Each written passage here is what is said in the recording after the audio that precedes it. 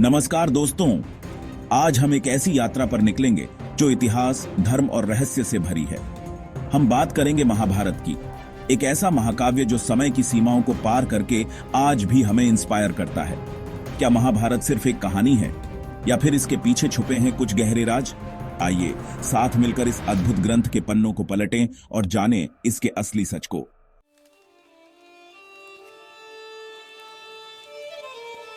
महाभारत सिर्फ एक युद्ध की कहानी नहीं है, बल्कि जिंदगी जीने की कला सिखाने वाला एक दर्पण है। यह हमें धर्म और अधर्म, सत्य और असत्य, प्यार और नफरत के बीच के द्वंद्व को समझने में मदद करता है। इसके पात्र और घटनाएं आज भी उतनी ही इंपॉर्टेंट हैं जितनी सदियों पहले थीं। तो तैयार हो जाइए महाभारत की गहराइयों में उतरने के लिए और अपने जीवन के लिए अनमोल शिक्षा पाने के लिए।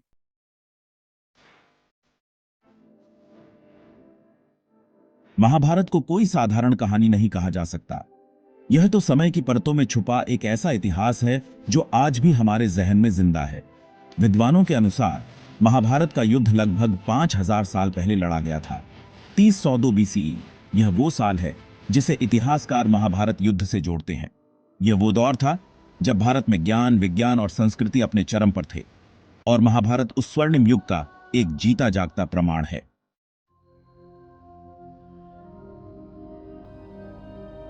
महाभारत की कहानी शुरू होती है हस्तिनापुर से। कौरवों और पांडवों का यह राजधानी शहर आज भी उत्तर प्रदेश में मौजूद है। पुरातत्व विभाग की खुदाई में यहां से ऐसे कई अवशेष मिले हैं जो महाभारत काल के बताए जाते हैं। प्राचीन दीवारें, कुएं, मिट्टी के बर्तन, ये सबूत बताते हैं कि हस्तिनापुर कभी एक भव्य और अमीर नगर हुआ करता था। और इन खंडहरों के बीच आज भी गूंजती है महाभारत की गाथा।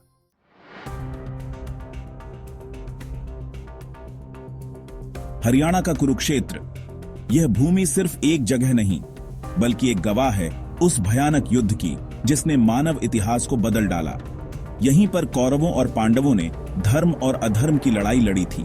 कहा जाता है कि युद्ध के बाद इस जमीन पर इतना खून बहा था कि यहाँ की मिट्टी आज भी लाल दिखाई देती है। कुरुक्षेत्र आज भी श्रद्धालुओं के लिए एक पवित्र तीर्थ स्थल है जो महाभारत के योद्धाओं की वीरता और बलिदान की कहानी कहता है।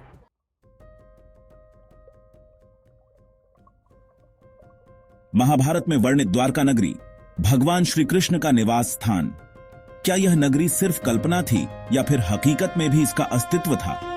द्वारका का वर्णन हमें एक ऐसी नगरी का एहसास दिलाता है जो समृद्धि, वैभव और दिव्यता से भरपूर थी। कहा जाता है कि यह नगरी सोने से बनी थी और यहाँ के लोग सुखी और संपन्न थे। लेकिन महाभारत में यह भी लिखा है कि श्री कृष्ण के जाने के बाद यह दिव्य नगरी समुद्र में समा गई।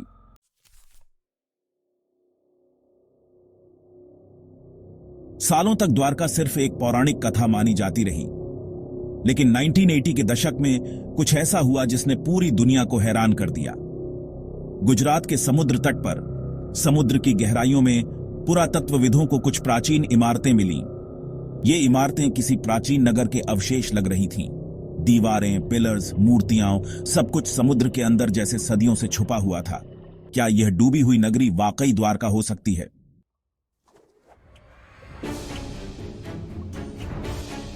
वैज्ञानिकों का मानना है कि समुद्र के बढ़ते पानी के कारण द्वारका समुद्र में डूब गई होगी। महाभारत में भी इसका जिक्र है कि कैसे समुद्र ने द्वारका को अपने आगोश में ले लिया था। द्वारका की खोज न सिर्फ महाभारत को एक ऐतिहासिक प्रमाण देती है, बल्कि यह भी बताती है कि हमारे पूर्वज कितने उन्नत और ताकतवर थे।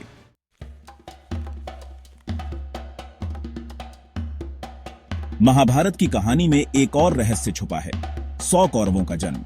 यह एक ऐसा रहस्य है जिसने सदियों से विद्वानों और वैज्ञानिकों को हैरान कर रखा है। महाभारत, जो कि भारतीय महाकाव्य है, इसमें कई अद्भुत और अविश्वसनीय घटनाओं का वर्णन है, लेकिन 100 कौरवों का जन्म सबसे रहस्यमय घटनाओं में से एक है। गांधारी द्वारा 100 पुत्रों को जन्म देना, यह घटना आज भी हमें आश्चर्यचकित करती है।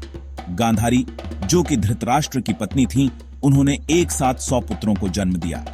यह घटना न केवल महाभारत के पाठकों को बल्कि वैज्ञानिकों और इतिहासकारों को भी चकित करती है। कैसे मुमकिन हुआ होगा यह अद्भुत और अविश्वसनीय प्रसंग? क्या यह केवल एक पौराणिक कथा है या इसके पीछे कोई वैज्ञानिक आधार भी है? इस प्रश्न का उत्तर खोजने के लिए हमें महाभारत के उन पन्नों में झांकना होगा जहां इस घटना का वर्णन किया गया है। क्या यह सिर्फ एक कल्पना है या फिर इसके पीछे कोई वैज्ञानिक सच्चाई भी छुपी है? वैज्ञानिक और इतिहासकार इस घटना की सच्चाई को जानने के लिए प्राचीन ग्रंथों और पुरातात्विक साक्ष्यों का अध्ययन कर रहे हैं। कुछ विद्वानों का मानना है कि यह घटना केवल एक पौराणिक कथा है, जबकि अन्य इसे किसी प्राचीन तकनीक या चिकित्सा विज्ञान का परिणाम मानते हैं। महाभारत में लिखा है कि गांधारी को एक ऋषि से वरदान मिला था, जिसके कारण उन्होंने एक साथ 100 पुत्रों को जन्म दिया। यह वरदान उन्हें महर्षि वेदव्यास ने दिया था, जो कि महाभारत के रचयिता भी थे। इस वरदान के पीछे की कहानी भी बहुत रोचक है, जिसके कारण उन्होंने एक साथ 100 पुत्रों को जन्म दिया। महाभारत के अनुसार गांधारी ने एक बार महर्षि वेदव्यास की सेवा की थी और उनकी सेवा से प्रसन्न होकर महर्षि ने उन्हें यह वरदान दिया था। लेकिन इस वरदान को प्राप्त करने के बाद भी गांधारी को कई कठिनाइयों का सामना करना पड़ा। लेकिन क्या यह वरदान सचमुच किसी दिव्य शक्ति का परिणाम था या फिर उस समय की किसी अज्ञात तकनीक का कमाल? यह प्रश्न आज भी अनुत्तरित है। कुछ विद्वानों का मानना है कि यह घटना किसी प्राचीन चिकित्सा विज्ञान या तकनीक का परिणाम हो सकती है, जबकि अन्य इसे केवल एक पौराणिक कथा मानते हैं। या फिर उस समय की किसी अज्ञात तकनीक का कमाल? इस रहस्य को सुलझाने के लिए हमें प्राचीन भारतीय विज्ञान और तकनीक के बारे में और अधिक जानने की आवश्यकता है। शायद भविष्य में हमें इस रहस्य का उत्तर मिल सके और हम जान सकें कि गांधारी द्वारा 100 पुत्रों को जन्म देने की यह अद्भुत घटना वास्तव में कैसे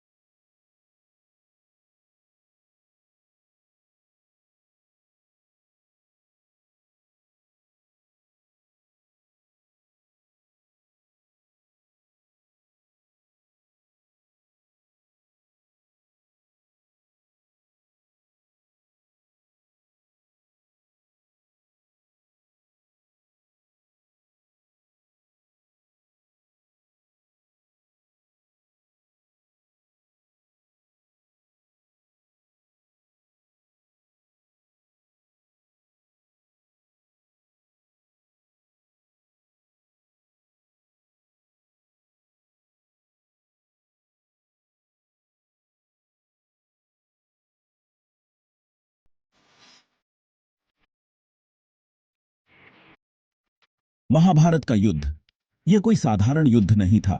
यहां धनुष बाण के साथ साथ ऐसे हथियारों का भी इस्तेमाल हुआ जिनकी ताकत आज भी कल्पना से परे है। ब्रह्मास्त्र, पाशुपतास्त्र, वैष्णवास्त्र, ये दिव्यास्त्र अपनी विनाशकारी शक्ति के लिए जाने जाते थे। कहा जाता है कि इन हथियारों को सिर्फ मंत्रों की मदद से चलाया जाता था। लेकिन क्या यह सचमुच मुमकिन था? क्या प्राचीन काल में इंसानों के पास इतनी उन्नत तकनीक थी?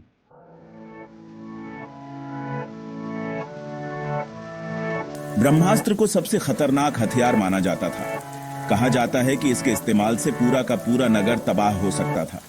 यह भी कहा जाता है कि ब्रह्मास्त्र के इस्तेमाल के बाद उस जगह पर बरसों तक कुछ भी नहीं उगता था। क्या यह विवरण हमें आज के परमाणु बम की याद नहीं दिलाता? क्या यह मुमकिन है कि ब्रह्मास्त्र असल में किसी तरह का प्राचीन परमाणु बम रहा हो?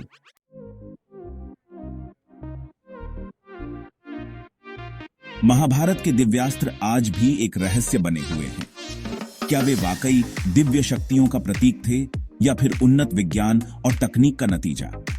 यह एक ऐसा सवाल है जिसका जवाब पाने के लिए हमें अपने अतीत में झांकना होगा और उन रहस्यों को उजागर करना होगा जो सदियों से हमसे छुपे हुए हैं।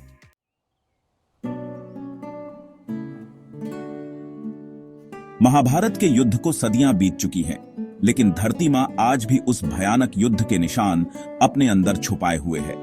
महाभारत, जो भारतीय इतिहास और संस्कृति का एक महत्वपूर्ण हिस्सा है, ने न केवल हमारे साहित्य और धार्मिक ग्रंथों में अपनी जगह बनाई है, बल्कि इसके प्रमाण हमें धरती के गर्भ में भी मिलते हैं। कुरुक्षेत्र और उसके आसपास के इलाकों में आज भी ऐसी कई जगहें हैं जहां से पुरातत्वविदों को प्राचीन हथियार, कंकाल और दूसरे अवशेष मिले हैं। इन अवशेषों की खोज ने हमें उस समय की भयानकता और युद्ध की विभीषिका का एहसास कराया है। ये अवशेष इस बात का सबूत हैं कि यहाँ कभी एक भयानक युद्ध हुआ था जिसमें लाखों लोगों ने अपनी जान गंवाई थी। इन अवशेषों में तलवारें, बाण, ढालें और अन्य युद्ध सामग्री शामिल हैं, जो उस समय की युद्ध तकनीकों और हथियारों की उन्नति को दर्शाते हैं। धरती के नीचे दबे ये निशान हमें याद दिलाते हैं कि महाभारत सिर्फ एक कहानी नहीं, बल्कि एक सच है जो समय के साथ धुंधला तो पड़ सकता है, मिट नहीं सकता। इन अवशेषों की खोज ने हमें यह भी सिखाया है कि इतिहास को समझने के लिए हमें धरती के गर्भ में छुपे इन निशानों को खोजना और समझना होगा। पुरातत्वविदों की मेहनत और लगन ने हमें महाभारत के समय की एक झलक दी है। उनके द्वारा खोजे गए अवशेष हमें उस समय की सामाजिक, सांस्कृतिक और धार्मिक परिस्थितियों के बारे में भी जानकारी देते हैं।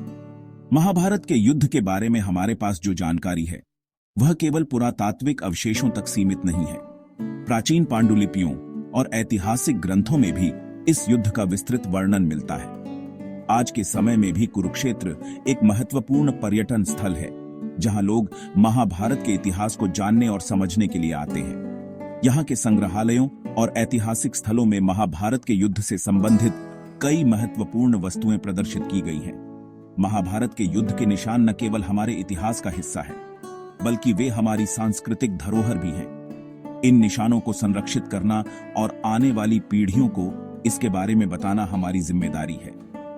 धरती के गर्भ में छुपे ये निशान हमें यह सिखाते हैं कि इतिहास को समझने और उससे सीखने के लिए हमें हमेशा जिज्ञासु और सतर्क रहना चाहिए। महाभारत का युद्ध हमें यह भी सिखाता है कि युद्ध की विभीषिका और उसके परिणाम कितने भयानक हो सकते हैं। इस प्रकार महाभारत के युद्ध के निशान हमें न केवल हमारे अतीत की याद दिलाते हैं, बल्कि हमें यह भी सिखाते हैं कि हमें अपने वर्तमान और भविष्य को बेहतर बनाने के लिए इतिहास से सीखना चाहिए।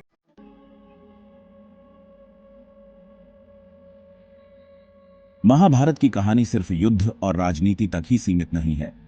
यह तो हमें गुरु शिष्य के पवित्र रिश्ते का भी संदेश देती है। द्रोणाचार्य और एकलव्य की कहानी इसका एक जीता जागता उदाहरण है। एकलव्य ने द्रोणाचार्य को अपना गुरु मानकर उनकी मूर्ति के सामने ही धनुर्विद्या सीखी थी, और जब गुरु ने गुरु दक्षिणा में उनका अंगूठा मांग लिया, तो एकलव्य ने बिना किसी हिचकिचाहट के अपना अंगूठा काटकर गुरु के चरणों में रख दिया।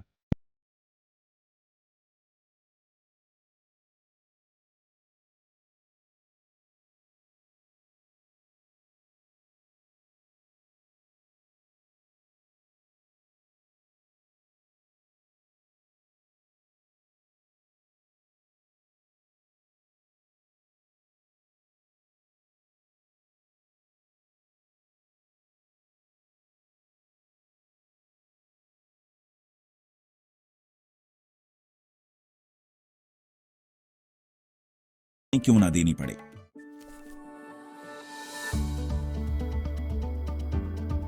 दोस्तों, महाभारत सिर्फ एक कहानी नहीं है, बल्कि यह तो हमारी संस्कृति, हमारे इतिहास और हमारे जीवन का अभिन्न हिस्सा है। यह हमें सिखाती है कि जिंदगी एक संघर्ष है जिसमें हमें अच्छाई और बुराई में से चुनना पड़ता है। यह हमें धैर्य, साहस, त्याग और कर्तव्य निष्ठा का पाठ पढ़ाती है। यह हमें याद दिलाती है कि आखिर में सच्चाई की ही जीत होती है, भले ही उसके लिए हमें कितनी भी बड़ी मुश्किलों का सामना क्यों न करना पड़े।